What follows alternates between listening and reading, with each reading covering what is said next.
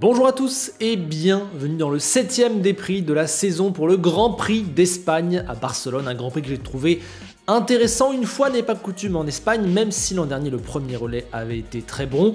Là on a eu le droit à une grille un petit peu chamboulée par rapport à d'habitude, ce qui a offert 2 tiers de course plutôt très intéressant. Il y a aussi eu 2 arrêts, ce qui est toujours très bon quand on a de la stratégie, on va y revenir.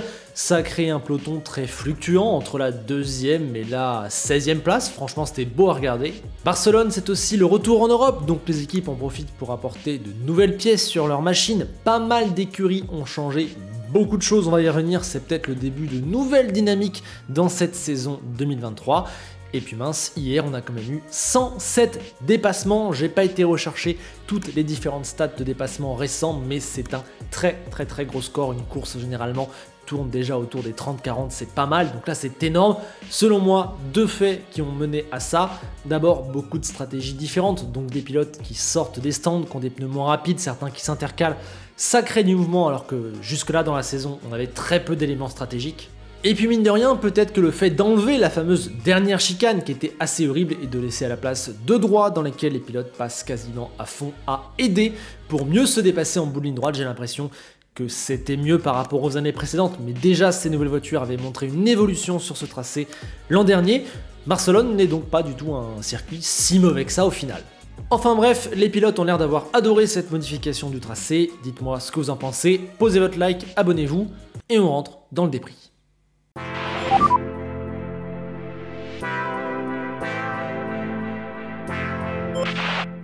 Bon, bien que je vante les mérites de ce Grand Prix que j'ai franchement trouvé assez agréable à suivre pendant une bonne heure et demie, c'était vraiment très bien, peut-être que sur la fin, il nous a manqué le dernier rebondissement, et c'est vrai qu'il n'y a pas eu de fait de course, par exemple aucun abandon, mais c'était quand même pas mal, si je devais noter, je mettrais un petit 3,5 sur 5, par exemple. Malgré tout, c'est vrai qu'il n'y a pas eu, comme il n'y en aura sûrement pas de toute la saison, de suspense pour la victoire. Évidemment, au moment d'apprécier une course, ça rentre en ligne de compte.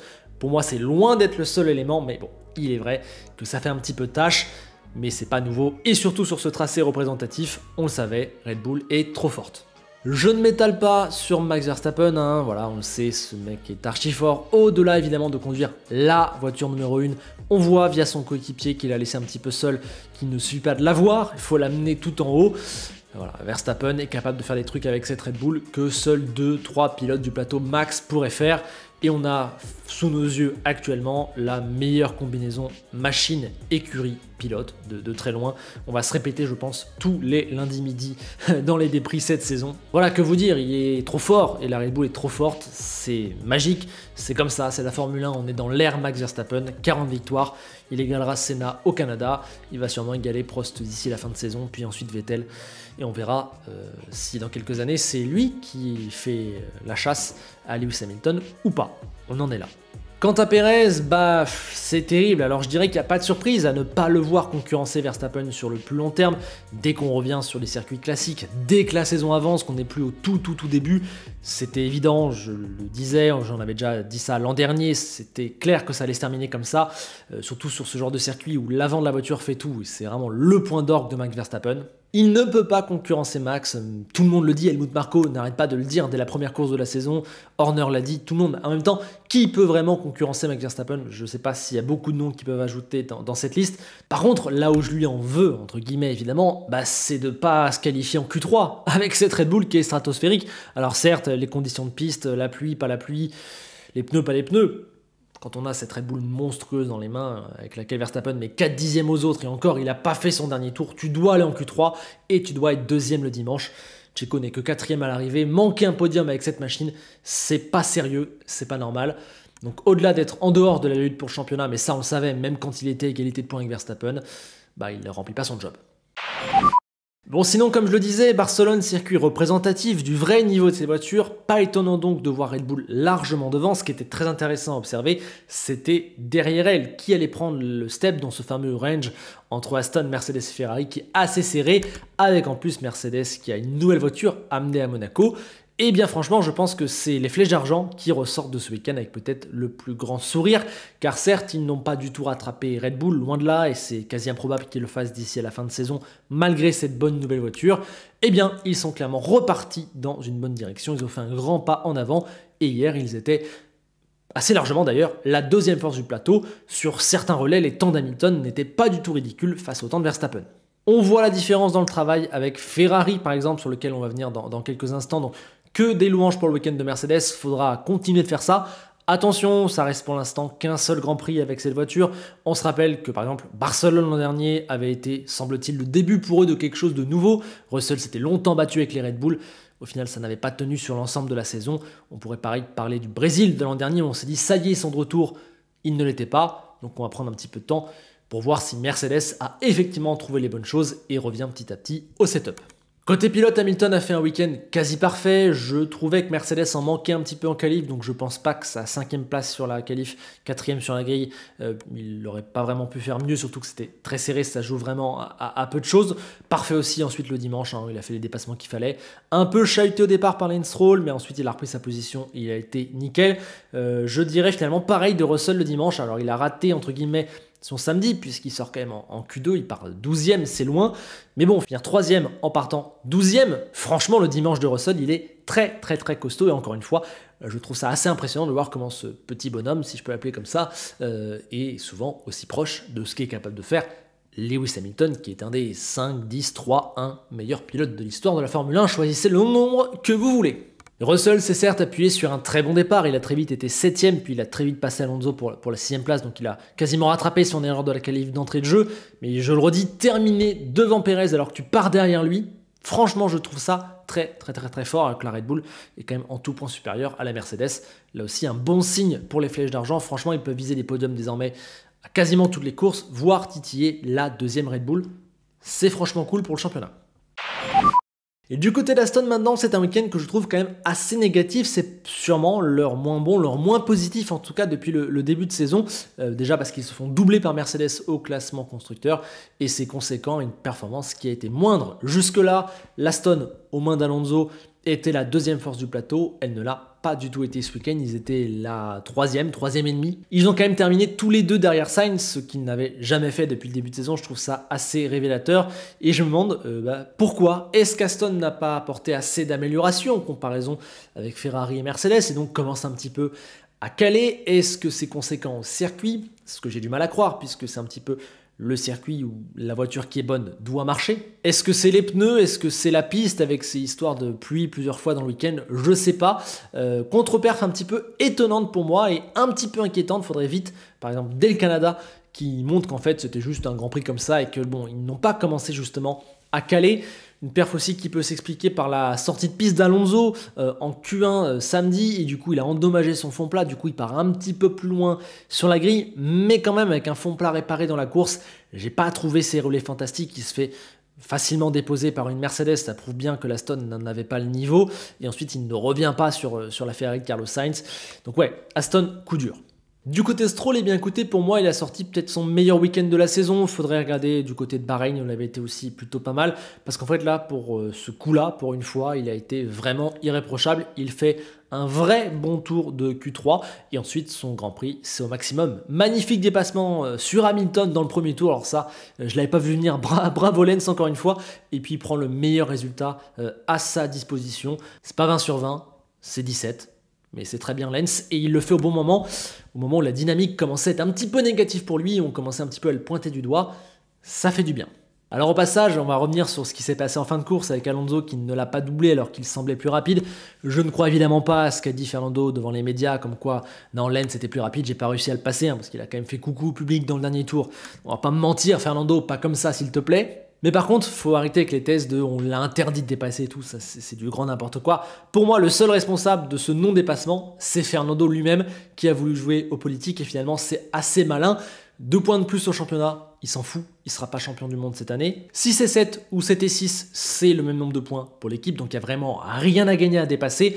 Pourquoi prendre un risque en plus avec le fils du patron, etc.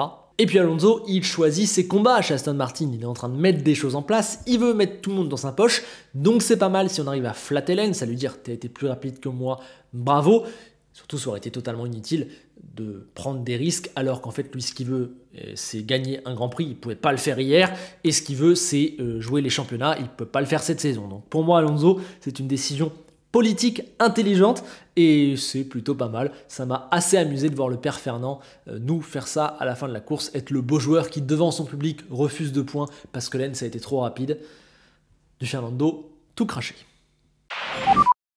Bon, par contre, c'est pas la même ambiance chez les rouges, hein. On ne se permet pas de laisser un pilote prendre 2 points, etc. Parce que, bah voilà, il y a un des 2 pilotes qui a carrément pas pris de points. Chez Ferrari, vous l'aurez remarqué, ils ont changé totalement la voiture, fini le concept à baignoire, comme on dit, on revient à un truc plus classique, ça ressemble pas vraiment à tous les autres, c'est un petit peu une inspiration à la fois de chez Red Bull évidemment, mais aussi de ce que nous a montré Aston depuis le début d'année. On verra si ça marche sur le plus long terme, l'objectif c'est d'avoir un meilleur rythme de course et de réduire la dégradation des pneus. Bah ça n'a pas du tout marché, comme l'a dit Fred Vasseur après la course, la voiture a été améliorée en qualif, visiblement, puisque Carlos Sainz a pu faire sa meilleure qualif de la saison. Par contre, sur tous les autres points, c'est un cauchemar et personne n'a compris comment elle fonctionnait. Encore une fois, chez Ferrari, le gros souci, c'est pas tant forcément la voiture en elle-même, parce qu'elle a un petit potentiel. C'est être capable d'exécuter totalement sur tout un week-end, et 2, être capable de comprendre comment se comporte cette fichue machine. Là, ça a été la cata. Il n'y a qu'à voir ce qui s'est passé pour Charles Leclerc ce week-end, encore une fois, la guigne du monégasque continue, c'est absolument dingue. D'un seul coup, il arrive en qualif, la voiture est inconduisible. Voilà, il fait P19 sur la grille, alors que c'est peut-être l'un des meilleurs pilotes, voire le meilleur pilote en qualif de la grille actuelle, et que surtout que son coéquipier Sainz, qu'il bat très régulièrement, voire quasiment tout le temps en qualif, est 2e, c'est un truc de fou. Tous les virages à gauche, je crois, la voiture faisait absolument n'importe quoi. Ils ont démonté tout l'arrière, ils l'ont envoyé à Maranello, ils n'ont toujours pas compris ce qui s'est passé. Ça me paraît absolument dingue. Derrière en course, on le fait partir des stands, on fait même pas attention. Sargent part devant lui dans les stands, il y avait un truc à faire quand même, c'était de vérifier ça. Et puis on lui met des pneus hard pour finalement qu'il s'arrête au 15e tour. Ok, donc à ce compte-là, bah, fallait partir en soft, hein, si tu comptais l'arrêter aussitôt. Finalement, Leclerc a expliqué que c'est parce que ça marchait pas du tout les hards, mais ils en ont remis à la fin et ça a marché. Incompréhensible. Incompréhensible, Charles Leclerc, le week-end de sa voiture, il est fou. Lui, je sais pas du tout comment le juger là-dedans. 0 point à l'arrivée, je n'ai pas les mots. Je n'ai pas les mots, normalement, avec une Ferrari, tu dois être capable d'être constamment dans le top 5, surtout quand tu es un pilote du talent de Charles Leclerc, mais la Scuderia gâche toujours tout. Côté Sainz, je l'ai dit, la qualification parfaite, sa meilleure de la saison, très bien là-dessus, rien à dire.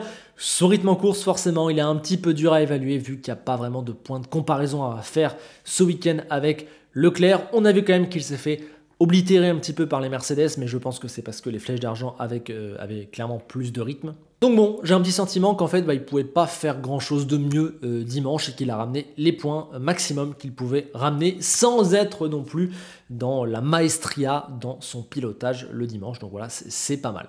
Enfin bref, encore un week-end complètement bordélique pour la Scuderia. Tout semble marcher à l'envers. Sainz a 16 points d'avance, je crois, sur Leclerc au championnat. Ça n'a absolument aucun sens et pour moi, rien que ce chiffre-là, il dit tout de comment la saison elle est à l'envers. Maintenant, il est clair qu'elle est jetée à la poubelle. Le truc qu'il y a à faire, c'est de comprendre cette voiture, enfin, et de mettre en place le plan de Fred Vasseur pour un petit peu assainir cette équipe, faire les bons choix d'hommes et que l'an prochain, ils puissent se relancer avec un organigramme qui fonctionne. Parce que là, des trucs bêtes comme à quel moment sortir en Q1 pour mettre les bons pneus, ils n'arrivent pas à le faire. Donc, voilà, et c'est le 8e manager qui arrive. Donc à un moment donné, c'est qu'il y a autre chose qui déconne. Et puis donc un petit mot d'Alpine qui a eu un week-end un petit peu inverse à ce qu'ils avaient jusque-là, j'ai envie de dire, avec une qualif vraiment exceptionnelle. Et finalement, c'est le dimanche qui a été un petit peu bof. Je trouve que jusque-là, quand même, ils s'en sortaient un petit peu mieux en course où ils arrivaient à gratter des points. Là, ils ont plutôt reculé, ils ont été sur le back foot, comme on dit. Ça reste quand même largement devant McLaren et les autres là du fond de tableau. Clairement, Alpine est au pire la 5e force, mais sur un circuit, on l'a dit, qui représente un petit peu le vrai niveau de la voiture, là, ils n'ont pas du tout été capables de jouer avec les Mercedes, n'en parlons pas, avec même les Ferrari et avec les Aston Martin. Donc quand même, on a vu une belle différence entre Alpine et le paquet de top team, si on exclut Red Bull de ce paquet. Donc j'ai envie de trouver qu'il y a un petit peu de déception quand même pour les Français ce week-end, même si le résultat reste plutôt correct avec 2 pilotes dans les points, 8 et 10. Voilà. Alpine est la 5e force, mais ils espèrent un petit peu mieux. Maintenant, il faut voir la suite s'ils arrivent à se relever un petit peu. Côté pilote chez Alpine, week-end frustrant, j'ai envie de dire encore une fois pour Pierre Gasly. Il a la perf dans cette voiture, on le sent, c'est franchement pas mal. Mais il y a toujours 2-3 petits trucs qui se mettent en travers de sa route. Quand c'est pas la stratégie ou la malchance qui viennent lui barrer la route, bah c'est lui qui fait quelques petites erreurs. Gêner 2 pilotes en qualif, 6 places de pénalité. Et en plus, deuxième erreur entre guillemets de Pierre ce week-end. Le départ totalement foiré, il se retrouve 14e dès la fin du premier tour. Et là, évidemment, ça met son Grand Prix dans la difficulté. C'est fou, il était 14e après le premier virage, il aurait dû être 4e. Aïe aïe aïe, ça fait très mal. Après, son rythme de course, il est assez classique. J'ai comparé les temps avec Ocon, voilà, ils sont plus ou moins sur le même match. Ça c'est bien, c'est même très bien. Mais bon, si tout avait été maximisé et fait propre de la part de Pierre, peut-être qu'au final il pouvait être déjà 8e c'est sûr, mais peut-être même 7 si ça jouait avec les Aston. Donc ça c'est dommage. Et à l'inverse, on a un Esteban Ocon qui a été beaucoup moins flamboyant et décisif qu'il ne l'a été à Monaco, mais qui a été, comme il l'est quasiment toujours, et ça vraiment c'est une de ses grandes forces, un exemple de propreté et de maximisation. Un week-end sans embûche, la qualif, elle n'est pas aussi brillante que Pierre au niveau du chrono, mais elle est dans le paquet, et au final, c'est la P8 qui a assuré. Il ne pouvait quasiment pas prendre un meilleur résultat.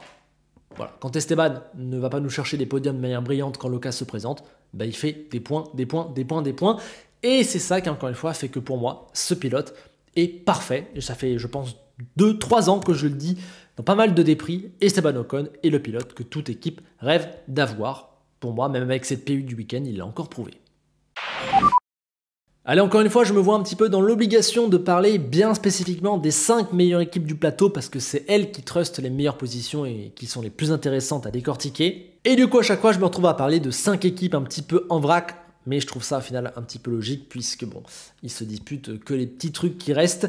Et on va d'abord parler de McLaren qui a fait un truc sorti nulle part en qualif. Les 2 pilotes en Q3 déjà, ça c'est arrivé je crois que 2 ou 3 fois cette saison. Ils sont pas si mauvais que ça en qualif, mais de là à faire 3e sur la grille, ça paraît absolument fou. Magnifique tour de Lando Norris, pour moi vraiment.